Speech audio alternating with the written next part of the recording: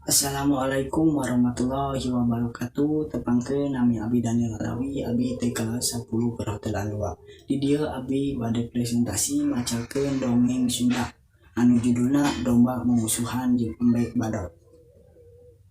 Kacaritakeun aya hiji domba jeung jalu badak. Tandukna tanggaek geus lila mumusuhan jeung Embe Badot. Sarua awakna badak, tandukna nengkik jeung sareukeut. Duka teuing naon sababna dua sato eta mumusuhan. Mejana mah parebutakaneun nyaeta cangkang cau di jarian imah hiji jelema beunghar. Upama sakedeung domba papanggih jeung eta Embe Badot ngagogorengkeun domba. Domba mah kalakal buru we kandal. Naon gunana babaturanana beak-beak ngagogorengkeun embe. Ngajarkeun teh bangsa embe ukur anakan. Ari awak laleutik. Jalema oge cenah loba nu teu reseupeun da dagingna bau. Bangsa embe banu rugul lamun keur nyatuan di tegal plus.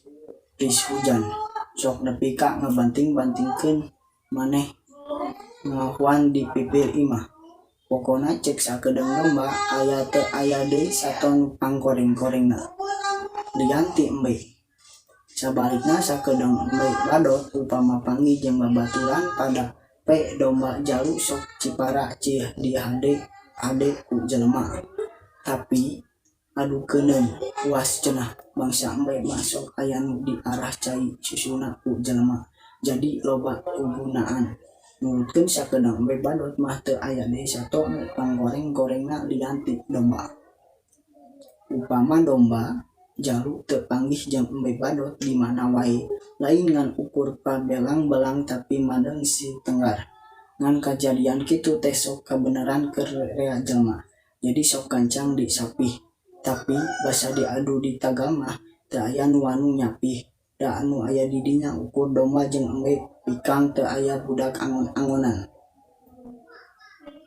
Hari mah diaduna rame duka teuing sabaraha ratus tengaranana. Eureun-eureun soleh pada duanana capeh. Jadi teu aya nu menang. Sakali mangsa mah dua sato nu keur mumusuhan teu panggih dina sasak awi. Sasak leutik ari dihandapkeun wayahna sanajan leutik tapi caina tarik jeung tarentong loba batu. Domba datangna ti belah dieu.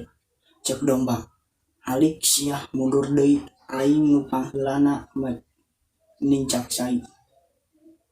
Lamun sia mundur ku aing ditenggar, cek si domba.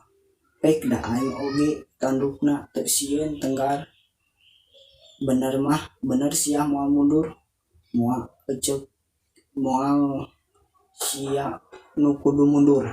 Dua sato nu geus lila mumusuhan teh pada ambek. Sasak leutik, jedak diadu. Sirintil mundur deui jedak diadu. Ukur meunang 3 kali diadu. Di mana ngagoreng pamurag kana batu tuluy dikocer kana cai. Puguh we sakedeung mah urut diadu. Awak garipeh urut dibebeut kana batu. Jabah bucis ku cai waragan. Ti dinya mah duanana hanjak bari jumarijeg loba ngacos ka belah ditu embe ka belah dieu. Ti harita mah cenah ke mumusuhan deui. Sekian presentasi dongeng ieu, hatur nuhun. Hapunten bilih aya kasalahan. Wassalamualaikum warahmatullahi wabarakatuh.